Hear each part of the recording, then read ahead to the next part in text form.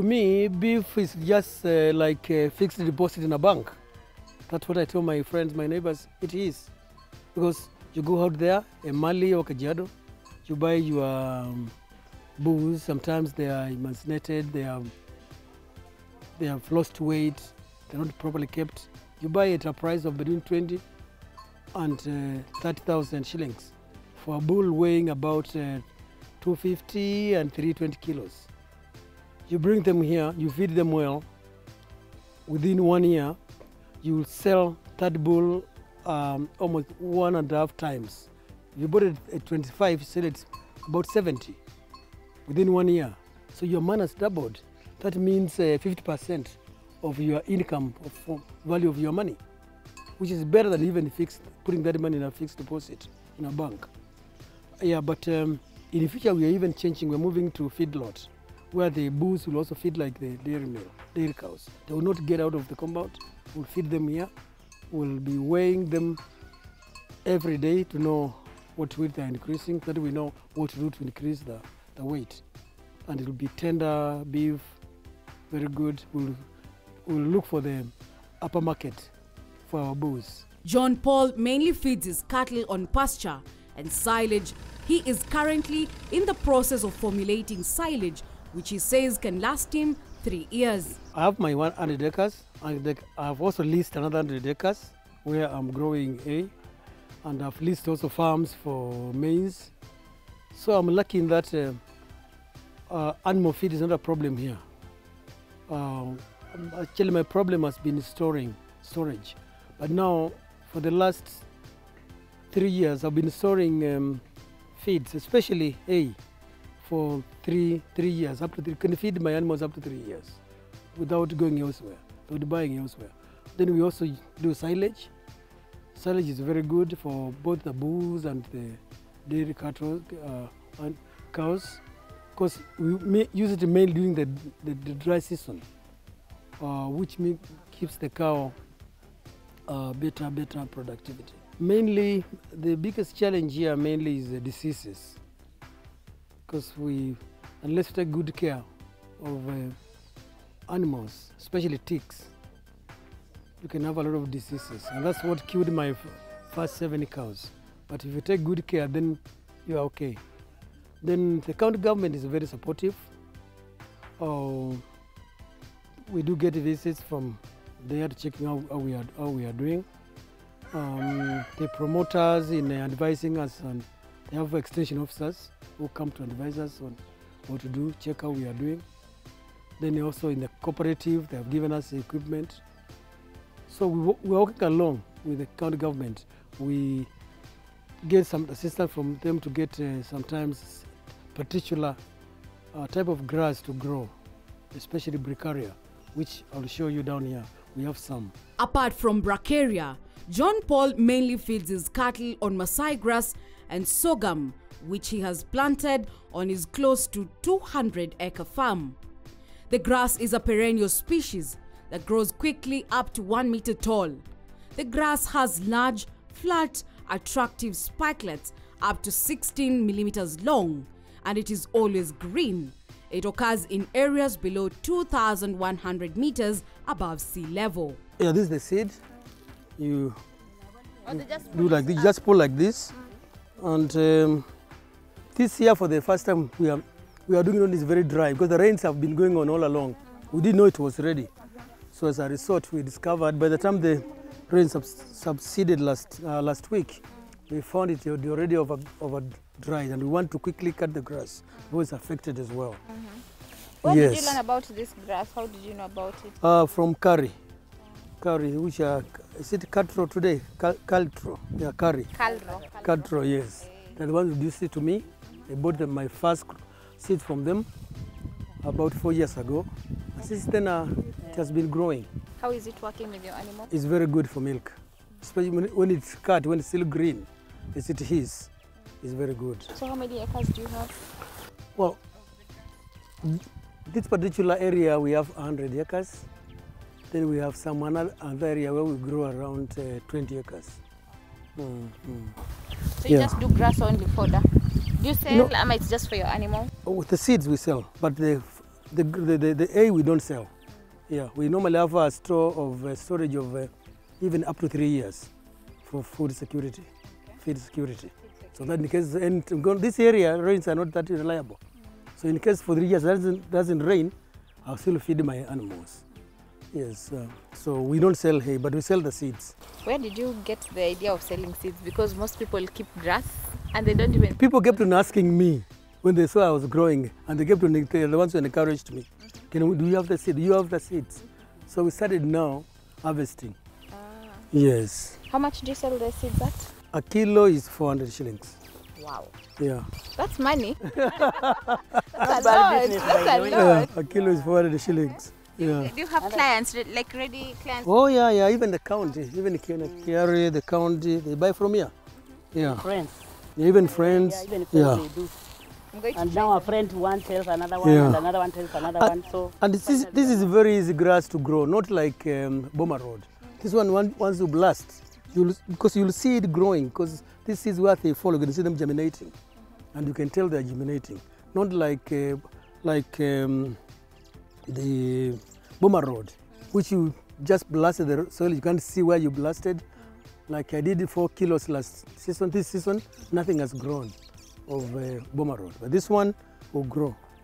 Yes. Is there like a particular kind of grass? Okay, comparing to other grasses, would you say this one works much better than the other, these Boma Roads? No, well, no. I would say in the same category with the Boma Road. Yeah. Yeah, they actually look like Boma Road. Yeah, the same category with the Boma Road. Yes. But it's only that one advantage is this: once you have cut, you can still bring your animals and graze them on the land. Nothing will affect that because the roots are deep. If you do that for Boma Road, you'll never see it again. You have to regrow, you replow and regrow. How many times do you cut them? Every season once. Once? Yeah. That is in like how many months when you say seasons? That means the first rains, this is December to, we'll cut it in February. Then there'll be the rains in April.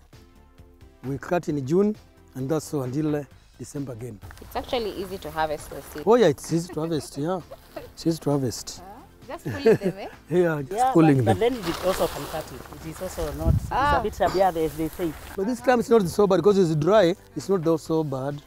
Just pull. So after this, you'll harvest these ones and then plant again? No, we won't plant, they'll just grow. Yeah, we'll just cut and again you can see on the floor there's a lot of seed, eh? Yes. They are all fallen. But even you don't need these seeds, this alone will grow again. I'm happy that in this farm, my boys also participate, especially in the goats, especially the last born, they are twins. So one of them will wake up very early in the morning to go and count the goats. And in fact, he's the one who tells us even about the dairy ones. He keeps a record and knows which one needs to be given what. He's very keen on that. The others are just like me, as we are just, we encourage my mzee in this farm. But all in all, we do it as a family. We are all happy for the initiative, what we came up with. We do it collectively when it comes to even marketing, when it comes even to even when we want to sell the calves. And at times even we visit other farmers to also see what they are doing and to hear from them so that we can know what is that we don't do, that we also need to do to add maybe the production and maybe to get more, better calves or many yield. Yeah. So many people view this kind of farming to be a work for men, mostly dairy and beef farming. Yeah. But now you're also taking part in it. What maybe words of advice can you give other women out there who maybe do not take part in whatever the male does? That's a good question. Yes, I know at times we assume it is a work for men. Again, it is very important that we view it as our own. We own it because if we don't give them support, at some time, you know, they wear out and there's fatigue. But when you are behind them, like, for example, when we want to add the bulls, we go to the market together. And I am good in assessing which one maybe, if we buy this one by next year, it will be, it's of a better, it will give us a better yield, will give us better money. You know, I'm good in that. And again, it's also good to support, even if you don't have a know-how of really what needs to be done. It's good to show some interest, because this is ours, not yours. You know, you don't come out of the bracket, you become part of it. It's good to support.